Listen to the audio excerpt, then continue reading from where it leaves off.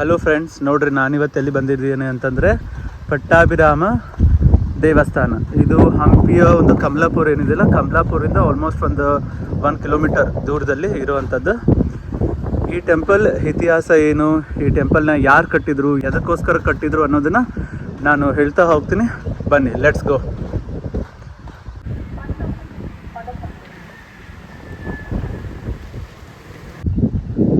ನೋಡ್ಬೋದು ಇಲ್ಲಿ ನೀವು ದೊಡ್ಡ ಎಂಟ್ರೆನ್ಸ್ ಇದೆ ಈ ಟೆಂಪಲ್ಗೆ.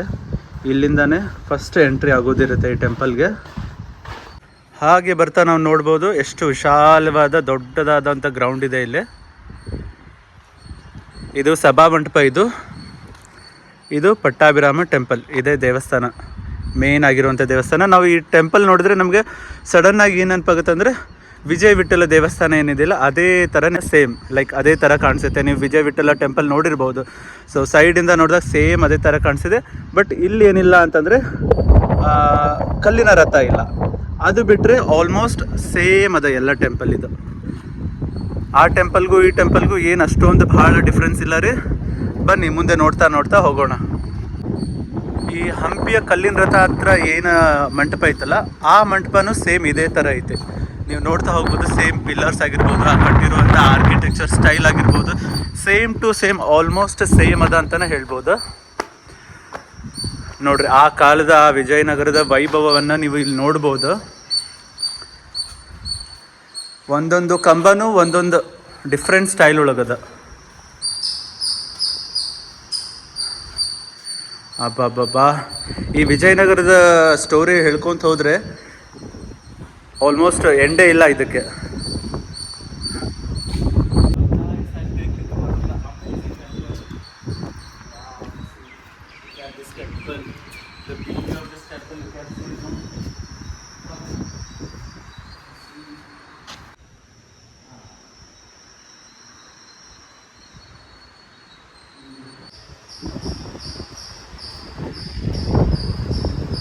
ಇಲ್ಲಿ ಇಷ್ಟು ಕಂಬ ಅದಾವ ಅಂತಂದರೆ ಆಲ್ಮೋಸ್ಟ್ ಒಂದು 100ಕ್ಕಿಂತ ಹೆಚ್ಚು ಕಂಬ ಇರ್ಬೋದು. ಮತ್ತು ಒಂದೊಂದು ಕಂಬನೂ ಏನದಾವ ಭಾಳ ಯೂನಿಕ್ ಅದಾವ.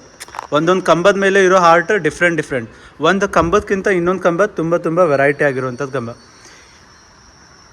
ನೋಡ್ಬೋದು. ಇಲ್ಲಿ ತುಂಬ ಕಂಬಗಳಿವೆ. ಪ್ರತಿಯೊಂದು ಕಂಬದಲ್ಲೂ ಪ್ರತಿಯೊಂದು ಡಿಫ್ರೆಂಟ್ ಆಗಿರುವಂಥ ಶಿಲ್ಪ ಇರೋದು. ಹಾಗೇ ಮುಂದೆ ಬಂದರೆ ಪೂರ್ವಾಭಿಮುಖವಾಗಿರುವಂಥ ಮೇನ್ ಎಂಟ್ರೆನ್ಸ್, ಪಟ್ಟಾಭಿರಾಮನ ಮುಖ್ಯ ದ್ವಾರ ಅಂತ ಏನು ಕರಿತೀವಿ ಅದು ಇದೆ. ಸೊ ಇದು ಮೇನ್ ಎಂಟ್ರೆನ್ಸ್. ಇಲ್ಲಿಂದ ಬಂದರೆ ಇದು ಪಟ್ಟಾಭಿರಾಮನ ದೇವಾಲಯ. ಹಾಗೆಯೇ ನೀವು ಈ ಕಲ್ಯಾಣ ಮಂಟಪದಲ್ಲಿ ಏನಿದೆಯಲ್ಲ, ಈ ಸಭಾ ಮಂಟಪ ಏನಂತೀವಲ್ಲ, ಅಲ್ಲಿ ನೀವು ಇದನ್ನು ಗಮನಿಸ್ಬೋದು. ಇಲ್ಲಿ ನೋಡ್ಬೋದು ನೀವಿಲ್ಲಿ ಸೈನಿಕರು, ನೃತ್ಯಗಾರರು, ಅಥವಾ ಅವರು ಬಳಸ್ತಿರುವಂಥ ಇದು ಏನು ಕಾಣಿಸ್ತಾ ಇದೆಯಲ್ಲ, ಆಲ್ಮೋಸ್ಟ್ ಇದು ಒಂಥರ ಟಗರಿನ ರೀತಿಯಲ್ಲೇ ಕಾಣಿಸ್ತಾ ಇದೆ. ಒಂಥರ ಟಗರು ಇರುತ್ತಲ್ವ, ಬಿಕಾಸ್ 2 ಕೊಂಬಿರುತ್ತೆ. ನನಗಂತೂ ಇದು ಆಲ್ಮೋಸ್ಟ್ ಟಗರು ಥರ ಕಾಣಿಸುತ್ತೆ. ಬಟ್ ಎಕ್ಸಾಕ್ಟ್ಲಿ ಟಗರ್ ಅಂತಲೇ ನನಗೆ ಅಷ್ಟೊಂದು ಐಡಿಯಾ ಇಲ್ಲ. But it seems look like ಟಗರು. ಸೊ ಹಾಗೆ ಕೆಳಗೆ ನೋಡಿದರೆ ದಸರಾ ಪ್ರೊಸೆಷನಲ್ಲಿ ಏನು ಆನೆಗಳನ್ನು ತರಬೇತಿಗೆ ಒಯ್ತಾ ಇದ್ರಲ್ಲ, ಆ ಥರ ಒಂದೊಂದು ಆನೆಗಳು ಇರೋ. ಹಾಗೆ ಒಂದು ಮುಖ್ಯವಾದದ್ದನ್ನು ನಾನು ಹೇಳಲೇಬೇಕು ನಿಮಗೇನಂತಂದರೆ, ಈ ಪಟ್ಟಾಭಿರಾಮ ಟೆಂಪಲ್ನ ಯಾರು ಕಟ್ಟಿದ್ರು, ಅದಕ್ಕೋಸ್ಕರ ಕಟ್ಟಿದ್ರು ಅಂತ ನಾನು ಹೇಳಿಲ್ಲ ನಿಮಗೆ. ಯಾಕೆ ಅಂತಂದರೆ, ಇದನ್ನು ಕಟ್ಟಿದವರು ಅಚ್ಯುತರಾಯ ಅವರು ಯಾಕೆ ಈ ಟೆಂಪಲ್ನ ಕಟ್ಟಿದ್ರು, ಯಾರಿಗೋಸ್ಕರ ಕಟ್ಟಿದ್ರು ಅಂದರೆ ಅವರ ಪ್ರೀತಿಯ ಮಡದಿಗೋಸ್ಕರ ಅವರು ಈ ಒಂದು ಮಂದಿರವನ್ನು ಕಟ್ಟಿದ್ರಂತೆ. ಸೊ ಬನ್ನಿ ಈ ಟೆಂಪಲ್ ಒಳಗಡೆ ಹೋಗೋಣ. ನೀವು ನೋಡ್ಬೋದು, ಬರ್ತಾ ಎಂಟ್ರೆನ್ಸಲ್ಲಿ ಆಲ್ಮೋಸ್ಟ್ 100ಕ್ಕಿಂತ ಹೆಚ್ಚು ಕಂಬಗಳಿರೋದನ್ನು ಗಮನಿಸ್ಬೋದು ನೀವಿಲ್ಲಿ. ಇದೇನಿದೆ ಮುಖ್ಯ ಗರ್ಭಗೃಹ. ಅಬ್ಬಾ, ತುಂಬ ದೊಡ್ಡದಾಗಿರುವಂಥ ದೇವಸ್ಥಾನ ಅನ್ಬೋದು. ಸೊ ಬನ್ನಿ ಒಳಗಡೆ ಹೋಗೋಣ. ಒಳಗಡೆ ಬಂದರೆ ಈ ಥರ ಒಂದು ಮುಖ್ಯವಾದ ಮಂಟಪ ಕಾಣಿಸುತ್ತೆ ನಿಮಗೆ.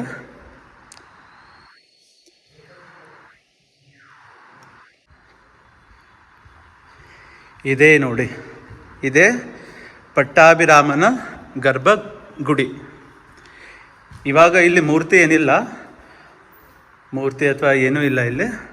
ಒಳಗಡೆ ತುಂಬಾ ದೊಡ್ಡದಾಗಿದೆ, ಭಯ ಆಗ್ತಿದೆ. ಒಳಗಡೆ ತುಂಬ ಕತ್ಲಿದೆ, ಅದಕ್ಕೆ ಹೋಗೋಕ್ಕೆ ಭಯ ಆಗ್ತಾಯಿದೆ. ನೋಡೋದು ಎಷ್ಟು ದೊಡ್ಡದಾಗಿ, ಎಷ್ಟು ವಿಶಾಲವಾಗಿದೆ ಅಂದರೆ ಈ ದೇವಸ್ಥಾನ. ಎರಡು ಕಣ್ಣು ಸಾಲಲ್ಲ ನೋಡಲಿಕ್ಕೆ. ಸೊ ಫ್ರೆಂಡ್ಸ್, ನೀವು ಇಲ್ಲೇ ನೋಡ್ತಾ ಇದ್ದೀರಾ, ಇದು ಸೈಡ್ ಪ್ರದಕ್ಷಿಣೆ ಹಾಕುವಂಥ ಗರ್ಭಗುಡಿಗೆ ನಾವೇನು ಪ್ರದಕ್ಷಿಣೆ ಹಾಕ್ತೀವಲ್ಲ, ನೀವು ಸೇಮ್ ಇದೇ ಥರನ ವಿಜಯ ವಿಠಲ ದೇವಸ್ಥಾನ ಇದೆಯಲ್ಲ, ಸೇಮ್ ಟು ಸೇಮ್ ಅದೇ ಥರ ಇದೆ.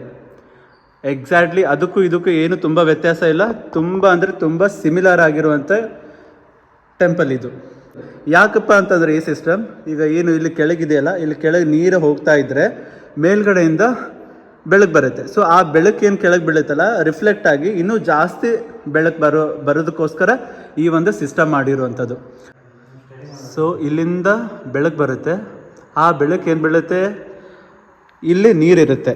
ಸೊ ಇದ್ರ ಮೇಲೆ ಬಿದ್ದಾಗ ಏನಾಗುತ್ತೆ, ನೀರಿಗೆ ಆ ಬೆಳಕು ರಿಫ್ಲೆಕ್ಟ್ ಆಗಿ ಆಲ್ಮೋಸ್ಟ್ ಈ ಥರ ತುಂಬ ಬೆಳಕು ಬರುತ್ತೆ, ಗುಡಿ ತುಂಬ ಬೆಳಕು ಬರುತ್ತೆ. ಇವಾಗ ನಾವೆಲ್ಲ ಆದರೆ ಏನು ಲೈಟ್, ಟ್ಯೂಬ್ಲೈಟ್ ಎಲ್ಲ ಯೂಸ್ ಮಾಡ್ತಾಯಿದ್ವಿ.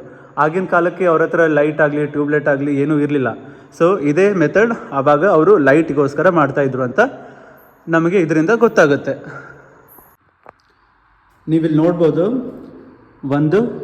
ಇಲ್ಲಿ ಒಂದನೇ ಮೂರ್ತಿ ಇದ್ದಂಥ ಇದು ಜಾಗ, ಇಲ್ಲಿ ಎರಡನೇ ಮೂರ್ತಿ ಇರೋದು, ಹಾಗೆ ಇಲ್ಲಿ ಮೂರನೇ ಮೂರ್ತಿ ಇದ್ದಿದ್ದು. ಓಕೆ, ಒಟ್ಟು ಮೂರು ಮೂರ್ತಿ ಇದ್ವು ಇಲ್ಲಿ. ಸೊ ಹಾಗೆ ಇದೇನಿದೆ, ಇಲ್ಲೂ ಎರಡು ಮೂರ್ತಿ ಇತ್ತು, ನೀವು ನೋಡ್ಬೋದು ಇಲ್ಲಿ. ಅದರದ್ದು ಕುರು ಇಲ್ಲಿದೆ, ಬಟ್ ಇವಾಗ ಆ ಮೂರ್ತಿಗಳಿಲ್ಲ. ಹಾಗೆ ಇಲ್ಲೂ ಒಂದು ಮೂರ್ತಿ ಇದ್ದಿತ್ತು, ಇಲ್ಲಿ ನೋಡ್ಬೋದು. ಹಾಗೆ ಇಲ್ಲೊಂದು ಮೂರ್ತಿ. ಆಲ್ಮೋಸ್ಟ್ 1 2 3 4 5 6 7 8 ಇಲ್ಲೊಂದಿದೆ. ಒಟ್ಟು ಇಲ್ಲಿದ್ದು 8 ಮೂರ್ತಿ ಅಲ್ವಾ? ಇದ್ರ ಪ್ರಕಾರ ನಾವು ನೋಡೋದಾದರೆ ಇದರಲ್ಲಿ ಟೋಟಲ್ 8 ಮೂರ್ತಿ ಇತ್ತು. ಅದು ಯಾವ್ಯಾವ ಮೂರ್ತಿ, ಯಾವ ದೇವರ ಮೂರ್ತಿ ಅನ್ನೋದು ಗೊತ್ತಿಲ್ಲ, ಬಟ್ ಒಟ್ಟಿನಲ್ಲಿ 8 ಮೂರ್ತಿ ಇಲ್ಲಿ ಪ್ರತಿಷ್ಠಾಪನೆ ಆಗಿತ್ತು. ಸೊ ಸ್ನೇಹಿತರೆ, ನೀವು ಇಲ್ಲಿ ನೋಡ್ಬೋದು, ಎಡಭಾಗಕ್ಕೆ ಇನ್ನೊಂದು ಮಂದಿರ ಇದೆ, ಇನ್ನೊಂದು ಟೆಂಪಲ್ ಇದೆ. ಯಾವ ಟೆಂಪಲ್ ಅಂತ ನೋಡೋಣ ಬನ್ನಿ. ನೋಡ್ಬೋದು, ಇಲ್ಲಿ ಎಂಟ್ರೆನ್ಸ್ಗೆ ದೊಡ್ಡದಾದ ಅಂತ ಆನೆಗಳ ಶಿಲ್ಪ ಇದೆ ಇಲ್ಲಿ. ಸೊ ಬನ್ನಿ.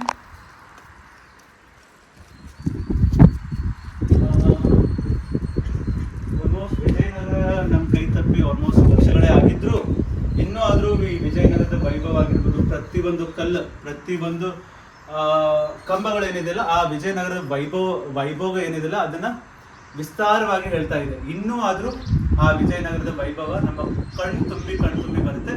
ನೀವು ಒಂದ್ಸಲ ಹಂಪಿಗೆ ಬಂದು ನೋಡ್ಬೇಕು.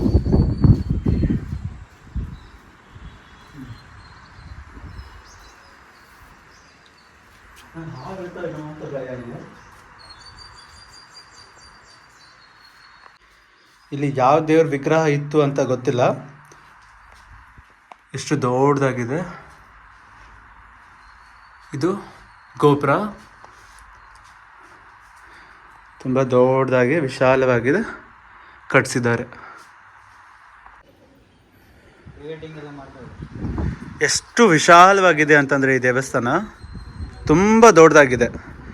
ನನಗನ್ಸಿದ ಮಟ್ಟಿಗೆ ಇನ್ನೂ ವಿಜಯ ವಿಠಲ ದೇವಾಲಯಕ್ಕಿಂತ ಇದು ತುಂಬ ದೊಡ್ಡದೇನೆ ಅಂತ ಅನಿಸುತ್ತೆ ನನಗೆ. ನೋಡ್ಬೋದು ನೀವು ಇಲ್ಲಿ ಎಷ್ಟು ವಿಶಾಲವಾಗಿದೆ ಇದು ಮಂದಿರ ಅಂತ. ಸೊ ಬನ್ನಿ, ಒಳಗಡೆ ಎಷ್ಟು ದೊಡ್ಡದಾಗಿದೆ, ಎಷ್ಟು ಮ್ಯಾಸಿವ್ ಪಿಲ್ಲರ್ಸ್ ಇದೆ, ಯಾವ ಥರ ಇದೆ ಅಂತ. Let's enter to the temple. So temple ಒಳಗಡೆ ಬಂದರೆ ನೀವು ನೋಡ್ಬೋದು ಎಷ್ಟು ದೊಡ್ಡದಾಗಿರುವಂಥ ಪಿಲ್ಲರ್ಸ್ ಇದೆ. ತುಂಬಾ ದೊಡ್ಡ ಪಿಲ್ಲರ್ಸ್, ಮತ್ತು ಒಂದೊಂದು ಪಿಲ್ಲರ್ ಒಂದೊಂದು ಆರ್ಕಿಟೆಕ್ಚರಿಂದ ಡಿಸೈನ್ ಆಗಿದೆ. ವಾವ್, ಒಟ್ನಾಗ ಮಸ್ತ್ ಅದ ಟೆಂಪಲ್. ಸಖತ್ ದೊಡ್ಡದ, ಸಖತ್ ದೊಡ್ಡದು.